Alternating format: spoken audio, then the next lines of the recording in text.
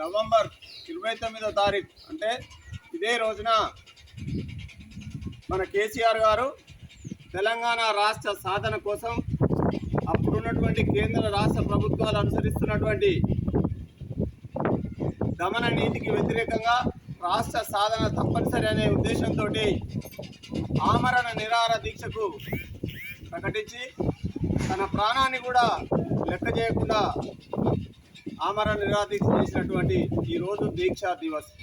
దీని యొక్క ప్రాముఖ్యతను భవిష్యత్తు తరాలకు తెలియజేయడం కోసం ఆయన యొక్క కృషి పట్టుదల ప్రజలందరూ గుర్తుంచుకునేలాగా తెలియజేయడం కోసం ఈరోజు మన బండరామారం గ్రామంలో వారి చిత్రపటానికి పాలాభిషేకం చేయడం జరుగుతుంది.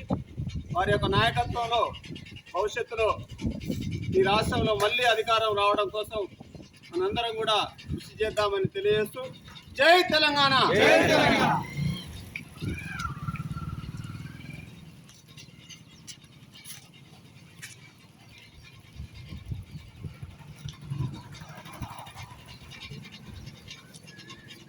ఫోటో